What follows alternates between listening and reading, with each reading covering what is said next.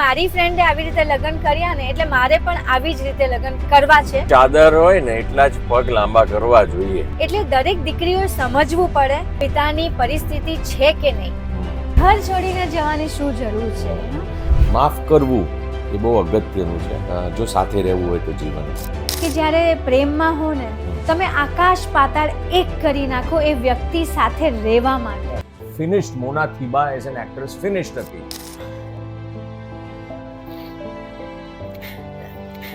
ઘણી બધી એવી લેડીઝો છે કે જે લોકો બહુ ટેલેન્ટેડ હોય છે પણ તે છતાંય એનો ઉપયોગ નથી કરી શકતા. સૌથી ઇમ્પોર્ટન્ટ તો ફેમિલીનો સપોર્ટ હોવો જોઈએ. સ્કિલ્સ દરેક સ્ત્રીમાં હોય છે, એને ઓળખવાની જરૂર હોય છે.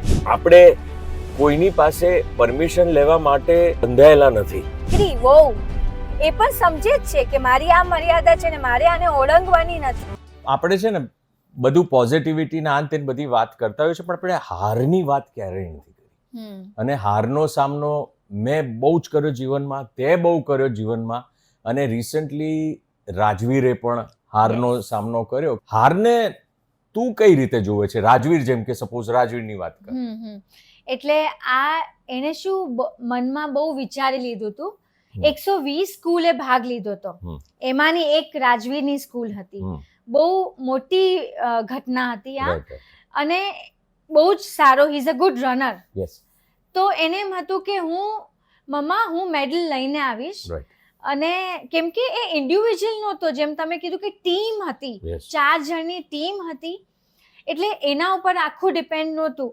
એ બહુ જ એને સપના સેવી લીધા હતા કે હું એ પેલું સ્કૂલમાંથી આઈ કેન જે છે ને કે હું કરીને રહીશ, એ એનામાં નાખ્યું છે સ્કૂલે પણ ને આપણે પણ. Correct, of course. એને એમ કે મમ્મા ગોલ્ડ નહીં તો સિલ્વર નહીં તો બ્રોન્ઝ તો આવશે ને આવશે જ. અને એમાં હારી ગયા, કેમ કે જે બી બન્યું. ઓકે, સો હારને પોઝિટિવલી લેવી જોઈએ. હાર આપણે જીવનની અંદર દરેકને મળતી હોય છે. તારી હાર ક્યાં ક્યાં થઈ હતી એ જરા ઓડિયન્સને બતાવો, કેમ કે તારી પર્સનલ લાઈફમાં ઘણી બધી એવી ઘટનાઓ થઈ ચૂકી છે. એટલે it was almost finished. Mona Thiba as an actress finished હતી. એ વિશે જરા એક બે વાત તું કર, એમને ખબર પડે તારી હારની. મારી હાર તો એટલી મોટી હતી કે મારું એક્સિડન્ટ થયું, અને રોડ એક્સિડન્ટ, કાર એક્સિડન્ટ થયું. આખો મારો ફેસ, મને આમ જ્યાં એકચ્યુઅલી એક એક્ટ્રેસ માટે એનો ફેસ એટલો બધો ઇમ્પોર્ટન્ટ હોય છે, અને ક્યાંય નહીં ને ખાલી ફેસ ઉપર વાગ્યું. આખું આ કપાળ આમ ફાટી ગયું. આંખ, ડૉક્ટર કે એક આમ ધાગાથી, આમ એક દોરાથી આંખ બચી ગઈ. એટલે મારી આંખની પાપડ ઉપર પણ ટાંકા હતા. આઈબ્રો નીકળી ગઈ, કેમ કે એક્સિડન્ટમાં આમ રોડ ઉપર પડી રહ્યા તો લોહી જામી ગયું, ને જ્યારે ટ્રીટમેન્ટ થઈ તો આઈબ્રોથી લઈને આ બધા વાળ કાઢવામાં આવ્યા. ને એ સમય હતો, આટલા પોર્શનમાં તમને વાગવું અને પ્લાસ્ટિક સર્જરી કરવી એકવાર, બીજી વાર, એટલે એ બહુ અસહ્ય હતી, દુઃખદાયક હતી. એ હું અત્યારે કંટ્રોલ કરી રહી છું મારા આંસુને રોકવામાં. એટલે એ જે એક્સિડન્ટ થયો ને ત્યારે રોડ ઉપર તું પડી હતી, લોહી લુહાણ. તારી સાથે જે પણ જયંતિ હતો કદાચ, હા, મારો સ્પોટ બોય, હેલ્પર, ને એ પણ લોહી લુહાણ. એને તો આખું માથું ફાટી ગયું હતું, ને તારું આ બધું જ ચીરાઈ ગયું હતું, ફાટી ગયું હતું, લોહી લુહાણ, બેહોશ. મને રાજપીપળાથી અમે નીકળ્યા હતા રાજકોટ જવા માટે એક ફિલ્મનું પ્રીમિયર અટેન્ડ કરવા. રાત્રે શૂટિંગ, રાતના 12 વાગે નીકળ્યા, કારણ કે આખો દિવસ શૂટિંગ કર્યું. અને મને હોશ આવ્યો ડભોઈની એક હોસ્પિટલમાં. હું શું બોલતી હતી મને કંઈ ખબર નથી, ખાલી મને થોડું ધૂંધલું યાદ છે કે મને મોટી હોસ્પિટલમાં લઈ જાઓ, મારા મમ્મી પપ્પાને ઇન્ફોર્મ કરો. અને લકીલી મોબાઈલમાં હું મમ્મી સાથે વાત કરી રહી હતી, અને મમ્મીએ મારી ચીઝ સાંભળી, અને that's how they got to know કે something went wrong, because phone બંધ પડી ગયો. અને એક્સિડન્ટની ખબર પડી, કેમ કે somehow they managed to figure out કે એક્સિડન્ટ થયો છે, કેમ કે એ બધું કેવા બેસીસ તો બહુ લાંબી વાત. એટલે બધા પછી આવી ગયા અને તમને હોસ્પિટલ લઈ ગયા. નાની સાવ ગામડાની હોસ્પિટલમાંથી મોટી હોસ્પિટલમાં ટ્રાન્સફર કર્યા, બરોડા તમને લઈ ગયા. અને પછી ત્યાં જઈને આખું ઓપરેશન કર્યું. અને પછી હું આવ્યો તો એ વખતે વી વર જસ્ટ ફ્રેન્ડ્સ. હું તબિયત જોવા, તમે કેમ કે પપ્પા, આપણે બાપા. સાથે પપ્પા પણ આવે હતા, મહેશ બાપા આપણે પણ એ આવ્યા હતા. ફિલ્મ સાથે જ કરી એ રહ્યા હતા. ફિલ્મમાં સાથે શૂટિંગમાં હતા. એટલે એ વખતે અમે ખબર કાઢવા આવ્યા ને ત્યારે જોયું ને તો આખું મોઢું તારું પટ્ટી પટ્ટી પટ્ટી પટ્ટી માંડ, આઈ ડોન્ટ નો, મોં પર તારું આટલું જ અને કંઈક બહુ જ ડેન્જર લાગી રહ્યું હતું એ દ્રશ્ય. તારી બેહોશી, તારું આખું કે બસ હવે આનું કરિયર પૂરું થઈ ગયું. યા. અને ફિલ્મ ઇન્ડસ્ટ્રીએ પણ એવું જ માની લીધું હતું કે મોના Thiba as an actress finish. એટલે પ્રોડ્યુસરોએ જે તને સાઇન કરી હતી એ લોકોએ પણ બીજી હિરોઈનો સાઇન કરવાનું ચાલુ કરી દીધું હતું, કેમ કે આ હવે શું થશે, આ ક્યારે રિકવર થશે એની રાહ જોવાય કે નહીં, અને એ રિકવર થયા પછી પણ એના ફેસની સ્ટેટ શું હશે. એક્ઝેક્ટલી. એ કે એટલે આપણે આ જ હિંમત આપવાની છે. આ હારની વાત કરીને લોકોને હિંમત આપવાની છે. એટલે જે ફિલ્મ, હા, એટલે મોના એમ કહેવા માંગે છે કે જે પ્રોડ્યુસરે ફિલ્મો સાઇન કરી અધૂરી હતી. અધૂરી હતી. હમ. એ પ્રોડ્યુસર્સ આવતા અને પૂછતા કે મુના ક્યારે કામ કરી શકશે. એમાંની એક મારી ફિલ્મ પણ હતી. એટલે ડોક્ટરે એમ કીધું કે 3 થી 6 મહિના આ બધું હીલ થવા માટે, અને તડકો ન લાગવો જોઈએ. બરાબર છે. એટલે લાઇટ્સ, Complications બહુ હતા. કોમ્પ્લિકેશન્સ. એટલે એ લોકો, હું સમજુ છું પ્રોડ્યુસરની પૈસા લગાવ્યા હોય, વ્યાજથી લાવ્યા હોય. વ્યાજથી લાગે, એટલે પણ એ બધું મને બહુ તકલીફ આપી રહ્યું હતું, અને બધી ફિલ્મોમાંથી મને કાઢી નાખી. બરાબર છે. Right. So Mona Thiba the leading actress, આટલું બધું નામ, એને બધી ફિલ્મોમાંથી એટલે કાઢી નાખી કારણ કે એને ફેસ ઉપર એક્સિડન્ટ થયું, પ્લાસ્ટિક સર્જરી કરી હતી, અને ડૉક્ટરોએ ઘણો મોટો સમય આપ્યો કે આને રિકવર થતાં આટલો સમય જશે, અને એ રિકવર થયા પછી પણ શૂટિંગમાં બહુ જ બધા કોમ્પ્લિકેશન્સ, એટલે બધા ડરી ગયા હતા.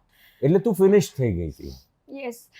સો બહુ અઘરી ઘટના છે, છૂટાછેડા. આપણે જેની સાથે આખું જીવન વિતાવવાની વાત હોય, આપણે એમ વિચાર્યું હોય કે there is no one else in the world beyond this person. આ મારા માટે આ જ બેસ્ટ છે, આ જ સર્વસ્વ છે, આ જ મારો ભગવાન છે, એવું ફીલ થતું હોય છે જ્યારે તમે પ્રેમમાં હો. રાઈટ. અને પછી લગ્ન પછી something went wrong and what ever can happen. એટલે એમાં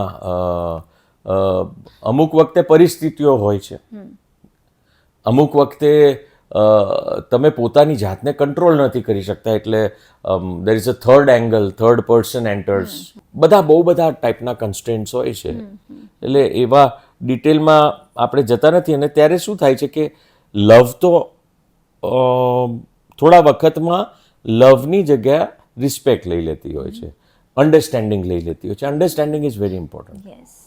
હવે રિસ્પેક્ટ પણ જો કોઈ વ્યક્તિ પ્રત્યે ઓછો થઈ જાય તો પછી મેરેજને ટકાવી રાખવા બહુ અઘરા હોય છે. અન્ડરસ્ટેન્ડિંગ જો 2 જણ વચ્ચેનું જતું રહે તો પછી મેરેજને ટકાવી રાખવા અઘરા હોય છે, કાં તો પછી ડોમેસ્ટિક વાયલન્સ હોય છે ઘણી બધી જગ્યાએ. એટલે દેન તો મેરેજમાં રહેવાનો કોઈ મતલબ જ નથી. Domestic violence not acceptable. Don't take it. કોઈ પણ, કાં તો પુરુષ સ્ત્રીને મારતો હોય કે સ્ત્રી પુરુષને મારતી હોય, you cannot take domestic violence, not allowed. પછી એ મેરેજમાં ન જ રહેવું જોઈએ, એ તો છૂટા થઈ જવું જ સારું. એટલે પણ ચર્ચા, જો નાના મોટા ઇશ્યુઝ હોય, જોઈન્ટ ફેમિલીના ઇશ્યુઝ હોય કે સમય નથી આપતા, મને પોતાના કામમાં બિઝી રહે છે, એવા નાના મોટા જે ઇશ્યુઝ હોય એ તો તમે સોલ્વ ચર્ચા કરીને કરી શકો છો. યસ, રિઝોલ્વ કરી શકો છો. Maturity, understanding which is so important. Over the years તમે પોતે જેમ જેમ તમે મોટા થતા જાઓ, મેચ્યોરિટી આવતી જાય, તમારામાં સમજદારી આવતી જાય, તમને તમારા સ્પાઉસને સમજવાની વધારે શક્તિ આવતી જાય. અને તમે એક બહુ સરસ વાત કીધી હતી કે જ્યારે પ્રેમમાં હો ને, તમે આકાશ પાતાળ એક કરી નાખો એ વ્યક્તિ સાથે રહેવા માટે. એ લગ્ન સુધી પહોંચાડવા માટે. અને પછી લગ્ન પછી તમને નાના મોટા ઝઘડા અને નાની મોટી વાતો અફેક્ટ કરે ત્યારે તમારે એ સમય યાદ કરવો જોઈએ કે મેં આ વ્યક્તિને પામવા શું નહોતું કર્યું. How can you forget that time to be with the same person. ત્યારે છે ને બધું જ હું મારા કિસ્સાનું કહું કે જ્યારે હું આમ નાની મોટી, હું થોડીક આમ શોર્ટ ટેમ્પર છું, ગુસ્સાવાળી છું, અને તમે એટલા જ આમ કામ, એટલે જ કદાચ આપણે સાથે છીએ. રાઈટ. મને ગુસ્સો આવે ત્યારે બહુ જ ભયંકર આવે, પણ ઓછો આવે, એકવાર આવે વર્ષમાં 1-2 વાર બસ. પણ એ ભયંકર લેવલનો હોય ત્યારે એ મન સંભાળી લે, અને આના નાનું ચાલતું હોય, હા ઠીક હે, હા ચલ બોલ શું હતું, ઓકે ફાઇન, કર લેંગે. તો ત્યારે તમે મને આ વાત કીધી હતી ને, એ દિવસ અને આ જ દિવસ હું એ જ યાદ કરું કે કેટલું બધું મને તમારી સાથે રહેવું હતું. અત્યારે આ નાના મોટા વસ્તુઓ લઈને હું શું બેઠી છું? મેઇન વાત તો હું તમારી સાથે છું, તમારી સાથે જીવું છું. આનાથી વધારે શું? This is important bye. આનાથી વધારે શું હોઈ શકે લાઈફમાં કે આમને પામવા માટે મેં શું નહોતું કર્યું? તો નાના મોટા ઝઘડા તો ચાલ્યા કરે, હોતા હે, ચલતા હે. આજે છૂટાછેડા, ડિવોર્સ, આ જે શબ્દ છે ને એ નથી ગમતો મને. સી, ઘણી બધી એવી લેડીઝો છે કે જે લોકો બહુ ટેલેન્ટેડ હોય છે, યસ, બહુ જ ભણેલા ગણેલા હોય છે, એટલે સખત, એટલે આપણે તો કંઈ જ નથી ભણેલા, એટલું બધું ભણેલા હોય છે, પણ તે છતાંય અમુક વખતે એ લોકોને જે એ સ્કિલ છે, જે ટેલેન્ટ છે, જે એ લોકો ભણેલા છે એનો ઉપયોગ નથી કરી શકતા. એ લોકોને એવું કામ કરવાનો એવો મોકો નથી મળતો. એટલે એ આમ જોવા જઈએ થોડું સેડ કહેવાય ને. એટલે તમે શું કર્યું કે તમને આ બધું જ અત્યારે કરવા મળી રહ્યું છે એક સાથે? એટલે એ I think you should share it with other girls. I tell you, સૌથી ઇમ્પોર્ટન્ટ તો ફેમિલીનો સપોર્ટ હોવો જોઈએ. સ્કિલ્સ દરેક સ્ત્રીમાં હોય છે, ખાલી એને ઓળખવાની જરૂર હોય છે કે એ કઈ છે સ્કિલ. રસોઈની છે, બહાર ઓફિસમાં કામ કરવાની, if she is educated, painting હોઈ શકે, કેટલી બધી હોબીઝ હોઈ શકે, કેટલું બધું આજકાલ કેન્ડલ મેકિંગ હોય છે, કેક મેકિંગ હોય છે. ના, ટેલેન્ટ તો બધાને બધા જ હોય છે, પણ મૂળ વાત એ નથી.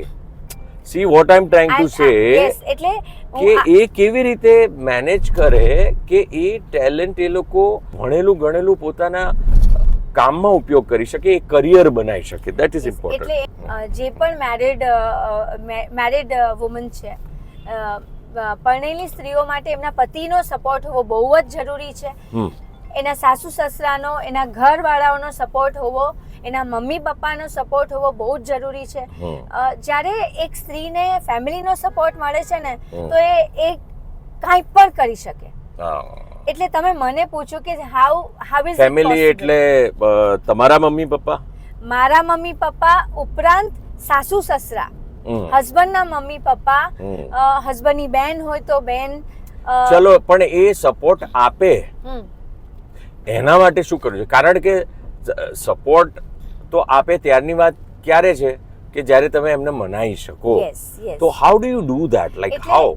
હા, એટલે કોઈ પણ વસ્તુમાં ગુસ્સો, જીદ એ નહીં સારું. તમે તમારી વસ્તુ પ્રેમથી પણ મનાવી શકો છો. એક રીત હોય છે, એક સ્ટાઇલ હોય છે તમારી વસ્તુ પુટઅપ કરવાની ફેમિલી સામે. પછી મા બાપ હોય કે સાસુ સસરા હોય કે પતિ હોય, આપણે દરેક વસ્તુ સરસ રીતે તમે એને પુટઅપ કરો ને કે મારામાં આ સ્કિલ છે અને મને આ કરવાની ઈચ્છા છે. તમે લોકો શું કહો છો? મારે આગળ વધારવું જોઈએ કે ન વધારવું જોઈએ? અને એમાં તો બે ફાયદા થઈ શકે. એક કે તમે તમારા જીવનમાં ઇન્ડિપેન્ડન્ટ બનો, આગળ વધો, તમે પૈસા કમાઓ, ફાઇનાન્શિયલી તમે ઇન્ડિપેન્ડન્ટ બનો. અને ત્રીજું જે સૌથી ઇમ્પોર્ટન્ટ કે તમને જે અંદરૂની ખુશી મળે છે. એક મિનિટ, મને આ શબ્દ જે છે ને ઇન્ડિપેન્ડન્ટ, શું કરવા ઇન્ડિપેન્ડન્ટ? કેમ એવું નહીં કે સાથે જ રહીને ડિપેન્ડ ના કરો એકબીજા ઉપર, પણ સાથે રહીને બંને એક સાથે કમાય, બંને એક સાથે, એટલે ઇન્ડિપેન્ડન્ટ થવા માટે થઈને નહીં, પણ સાથે રહેવા માટે એ થઈને પણ સાચી વાત ખુશી છે. ખુશી યસ, જે સાથે મળીને કમાય, હમ, ઘર ચલાવે, હમ, ઘરના બધા એક્સપેન્ડિચર ડિસ્ટ્રીબ્યુટ કરે, કરેક્ટ, એમાં જે ખુશી છે ને હા, એ અદ્ભુત ખુશી છે. અને જ્યારે સ્ત્રી અંદરથી ખુશ હોય ને, એ ઘરનું કામ હોઈ શકે, કંઈ સરસ રસોઈ બનાવે ત્યારે અંદરથી ખુશી, પૈસા કમાય ત્યારે અંદરથી ખુશી. હા, તો એ બધી જે ખુશી હોય ને, જે જ્યારે સ્ત્રી અંદરથી ખુશ હોય છે ને, તો એ પરિવારને વધારે ખુશ રાખી શકે છે, બાળકોને વધારે ખુશ રાખી શકે છે. આજકાલ હમણાં બહુ જ બધા લગ્નોમાં ગયા હે ભી, હા, બહુ જ મસ્ત મસ્ત અને આમ બહુ જ એક્સપેન્સિવ, આમ ઝાકઝમાળ વાળા લગન, આમ બ્યુટીફુલ ડેકોર ને અમેઝિંગ ફૂડ એન્ડ આહાહા, એમ લાગે કે સ્વપ્ન નગરીમાં આવી ગયા, એવી બધી થીમ્સ સાથેની.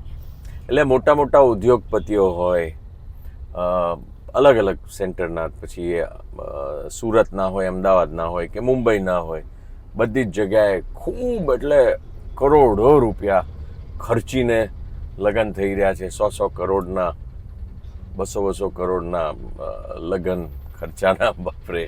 સો અમે બધું વિચારતા હતા કે આ જે આટલા એક્સપેન્સિવ લગ્નો છે, એવા કરવા જોઈએ કે સાદાઈથી લગ્ન કરવા જોઈએ, કે એકદમ સિમ્પલ મેરેજ કરી નાખવા જોઈએ, કે સિમ્પલ કોર્ટ મેરેજ કરી નાખવા જોઈએ, અને પછી નાનું એવું રિસેપ્શન જેવું રાખી દેવું જોઈએ મિત્રો માટે, આપણા ફેમિલી મેમ્બર્સને બધા. તો ચર્ચા કરતા હતા, એટલે કે ચલો આપણે વિડીયોમાં જ વાત કરી નાખીએ, લોકો સાથે વાત કરી નાખીએ. એટલે તને શું લાગે છે, કઈ પ્રકારના લગ્ન હોવા જોઈએ? સાદાઈથી કરવા જોઈએ કે પછી જાક જમાડ ખૂબ પૈસા ખર્ચીને કરવા જોઈએ? જો મારો પર્સનલ વિચાર એવો છે કે સાદાઈથી કરવા જોઈએ. કારણ કે મને એમ થાય કે આ પ્રસંગ કરવો એ પણ એક આમ સ્ટ્રેસફુલ કામ છે. કોઈને ખોટું લાગી જાય, બહુ બધા આમ ટેન્શન ઊભા થાય છે. એન્ડ મિનિટે તો ખાસ ટેન્શન ઊભા થાય ને, આટલો બધો ખર્ચો થાય. મને એવું લાગે કે એના કરતાં એ જ પૈસા નું તમે કંઈક સેવિંગ કરો, તમે હનીમૂન પર જાઓ, તમે તમારા માટે કંઈક ખરીદો કે કંઈક કરો તમારા પોતાના માટે. કેમ કે પૈસા ખર્ચીને પણ ઘણીવાર એવું થાય છે કે આને ખોટું લાગ્યું, પેલાને ખોટું લાગ્યું, અને મોસ્ટલી બધાની કમ્પ્લેન્ટ્સ જ હોય છે. એટલે એ બધું બહુ જ સ્ટ્રેસફુલ મને લાગે. એટલે મારો મંતવ્ય એવો છે, જે અમે લોકોએ કર્યું હતું કે અમે કોર્ટ મેરેજ કર્યા અને પછી અમે નાનું આમ ગેટ ટુગેધર આપણે કર્યું હતું. બસ એ મને બહુ આમ સારું લાગે, સાદાઈથી, કંઈ આમ ટેન્શન નહીં. આ લગ્ન એક ખુશીનો પ્રસંગ છે, એમાં ટેન્શન આટલું બધું શું કામ લેવાનું? આ મારો વિચાર છે. હવે હિતુજી તમે કહો. જો બધાને અલગ અલગ ખુશી હોય છે, અલગ અલગ રીતે મનાવવું હોય છે, લોકોના સપના હોય છે લગ્નને લઈને.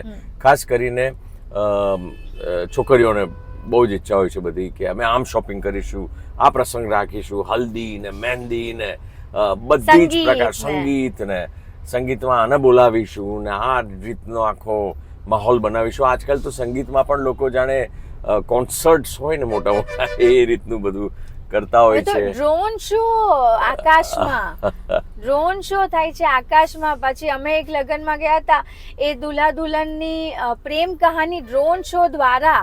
સ્ટારબક જેવી કંપની હોય, એનું આખું એક હ્યુજ કાઉન્ટર હોય રિસેપ્શનમાં, ને આ બધું. સો અમેઝિંગ, સુપર્બ. આવું કરે લોકો, બહુ સરસ વાત છે. જો કરી શકતા હો તો બિંદાસ કરો, અને સાદાઈથી કરો, એ પણ બહુ સરસ વાત છે. બિકોઝ આ તો મનની ખુશી છે, પોતાને શું જોઈએ છે એની ખુશી છે, પોતાનું ફ્યુચર પણ જોવાનું છે. મેં એવા પણ લોકો જોયા છે કે જેમની પાસે પૈસા નથી, પરંતુ દેખાદેખીમાં પેલા ભાઈએ કર્યા એટલે અમારે પણ કરવા છે. ને આજકાલ છોકરીઓ પણ મેં પોતે અમુક જોયા છે દીકરીઓ, કે મારી ફ્રેન્ડે આવી રીતે લગ્ન કર્યા ને એટલે મારે પણ આવી જ રીતે લગ્ન કરવા છે. પછી એ ના જોવે કે એના પિતાની પરિસ્થિતિ છે કે નહીં. એટલે દરેક દીકરીઓએ સમજવું પડે કે મારા પપ્પાની પરિસ્થિતિ છે કે નહીં, એ લોકો અફોર્ડ કરી શકશે કે નહીં. અફોર્ડ કરી શકે તો સુપર્બ, પણ જો વ્યાજે પૈસા લઈ દેવું કરી અને લગ્ન કરે તો એમાં તો ટેન્શન જ ટેન્શન છે, સ્ટ્રેસ જ સ્ટ્રેસ. જેમ મેં પહેલાં કીધું કે લગ્ન એક સુખદ પ્રસંગ છે, એમાં ટેન્શન ના હોવું જોઈએ, એમાં તો ખુશ ખુશ આમ બધું હોવું જોઈએ. તો આજે દેખાદેખીનું છે ને એ નોટ ગુડ. તમારી જેવી પરિસ્થિતિ હોય ને એવી રીતે બિહેવ કરવાનું. દરેક દીકરીઓને મારી નમ્ર વિનંતી કે તમારા પિતાની દીકરાઓને પણ યસ, દીકરાઓ અને દીકરીઓ બંનેને મારી નમ્ર વિનંતી કે તમારા પિતાની, તમારા ઘરની જેવી પરિસ્થિતિ હોય ને એ પ્રમાણે તમારે લગ્ન કરવા જોઈએ. ચાદર હોય ને એટલા જ પગ લાંબા કરવા જોઈએ. આ કહેવત એકદમ બરાબર છે. દેખાદેખી કશું ના કરવું જોઈએ. જેટલી સગવડ હોય આપણામાં, જેટલી આપણામાં તાકાત હોય કે આપણે દેવાના બોજામાં ના આવી જઈએ અને મજા કરીએ. ભલે ડેસ્ટિનેશન વેડિંગ્સ કરો, વોટ એવર, 5 સ્ટાર હોટેલ્સમાં કે 5 સ્ટાર પ્રોપર્ટીઝમાં લગ્ન કરો. સો દેટ્સ ઓલ ઓકે. કરવું હોય, કરી શકતા હોય તો બિંદાસ કરો.